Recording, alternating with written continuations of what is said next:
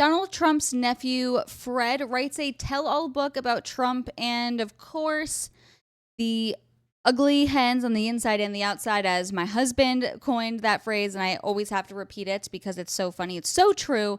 But of course, the cooking hens on The View are salivating over a bunch of stories that can't be proven, but of course, they're going to run with it because anything to trash the orange man, they will jump on. But you are watching Bring the Asteroid. Thank you so much for watching. Subscribe, like this video, comment below, and we will get right into it. Listen, we're just 98 days until the presidential election.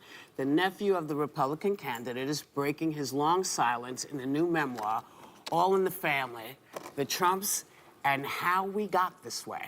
Please welcome Fred Trump. Can I just say right off the bat, what a terrible individual you are if you are going to dishonor your family for a quick buck. Like, no one knows who you are. The only reason people care who you are is because you're the nephew of Donald Trump. And so what do? You betray your family, you're dishonest, you're disloyal, and you dishonor him and pretty much just completely condemn his name and dishonor him by doing this book. Congrats. The liberals, the demons of America will love you. You sold your soul. Now you sold your soul, you made your bed, and now you have to lie in it, you disgusting clown. So, welcome to the show. Thank you. Nice to have you here. Thank you. They have been. Oh my gosh. And these women love nothing more than people that are associated with Trump or former Trump loyalists that will trash him. That's why they have that girl all the way to the right. I don't even know her name because she doesn't deserve to have her name spoken in a positive light ever. So I'm not going to say her name, but you know, the only one that's pretty on the panel, of course, she's only there because she's the token Republican that betrayed Trump. Wow. Wow. We love loyalty. Countless books written about your uncle all over the place. I mean, even your sister Mary, who's your younger sister, she came here to talk about her tell-all book back in 2020. Now, you have stated and you have stayed quiet. You have not opened up about this at all until this book came out. Right. So, wow, he was waiting for his book launch. Yeah, it's called a PR stunt. So, what made you decide to come out about it now? Well, first of all, it's my story. Right. Told in a way, I'm really the only one that was with Donald during his formative years, through his business career, and through his time in the Mary White House. Was, No, I mean, I was close with Donald. I was the first guy who put a golf club in my hand. I see. Wow, first guy to put a golf club in your hand, your uncle, and you're betraying him for money and admiration from people that suck in America. But All in the Family was really to honor my father, Freddie, Donald's older brother, who was a caring, charismatic guy, and my son, William, a child with complex disabilities, who is the most courageous and inspirational person I have ever met. And he opened the door for me to advocate on behalf of people with intellectual and developmental disabilities. To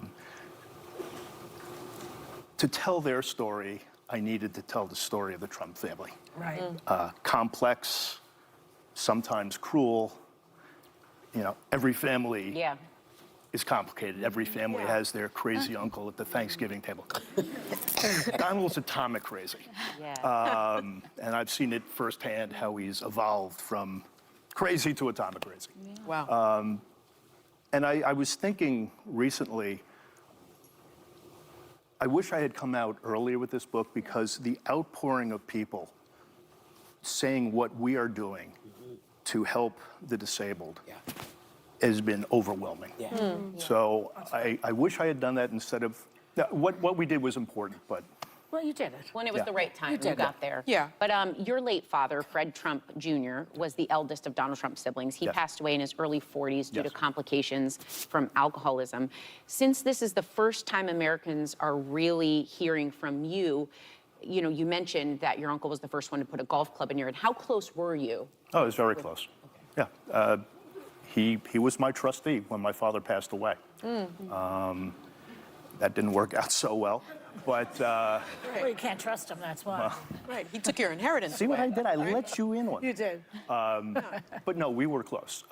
Whenever I would call him, even when he was in the Oval Office, he would answer. He'd leave me messages with for me and my family on New Year's Eve. You know, hi, this is your favorite president calling, wishing all. So we were close.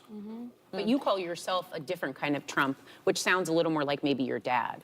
Oh, I'm definitely like my father. There's no doubt. The good and the bad. Dad, again, was a very caring guy who, unfortunately, wanted to live a dream and was crushed by his father, my grandfather, with Donald piling on. And that was tragic, because if Dad saw what I was trying to do now, he would have been the biggest fan of it. Yeah. He would have been out there. But Gramps with me. wouldn't have been. No. Well, and I want to kind of ask about that. You spent a lot of time analyzing your uncle in the book, and you say that, you know, this bombastic political force he became, you attribute that to a lot of your family dysfunction. You say your family put the fun in dysfunction. Is the Donald Trump you grew up with the same man you see now? And how did his family influence this figure that we now know him as? He was always driven. Always driven. In fact, people have said, you know, this story is kind of like a Succession story, the television show. I said, no, in that, all three of the siblings wanted to take over from the father. My dad didn't want that. My dad's dream was to become an airline pilot, which he did. Donald and my grandfather disparaged him for that. In fact, Donald called him a glorified bus driver. Wow. So, Jealous. well, I'd like to see Donald, or maybe I wouldn't like to see Donald fly a plane. No. But Donald was always a driven guy. Hated to lose, so when he's called a loser, that drives him nuts. Oh, that's good It's information. going to be Thank rough you. in September for him. November. Yeah. It's going to be tough for him in I mean, November. November, I meant. Let me ask you this, because back in the 70s, when you were a preteen, you write about hearing your uncle Donald Trump use the worst racial slur twice while ranting to you about his car being damaged. And you're not the first person to claim that Donald Trump trafficked in this kind of language, right? Though he continues to deny it. Do you have any doubt that you heard that slur? I was there. I have absolutely no doubt whatsoever. Twice he used the N-word. Now, to put it into context. He used a word? The horror, lock him up. And what troubles me even more than that is that he did not know who slashed the roof of his Eldorado. He assumed. It was. He assumed. Yeah. Was That The more revealing part. But And interesting, Sonny, about the same time, I had a bike stolen. I grew up in Jamaica. We all grew up in Jamaica, Queens. Me in Jamaica, them and my grandparents and Donald, my father, in Jamaica States. Regardless, I had a bike stolen by 3 black kids. And unfortunately, my dad wasn't around at the time, so the police called and said, we found your bike. My mom asked Donald if he could go to the police station with me. And they had this kid, and I remember he was my age. And Donald he absolutely wanted to see this kid put in jail. And as wise as I possibly could be at 10 years old, I said, I don't want to ruin this kid's life. Just think of what that's going to do to this kid. You know, I got the bike back, I'm fine with it. Flash forward 17 years later, Central Park 5. Wow. 5 kids who were found, were exonerated. He screamed out for the death penalty in a full-page ad. Full-page ad in the Times. Yeah. Yeah. Wow.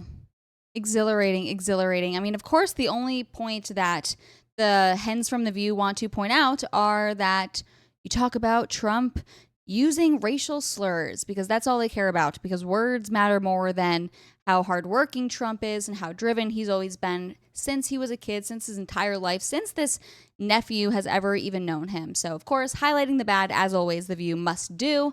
Hope you enjoyed today's video. I'll see you next time. Bye.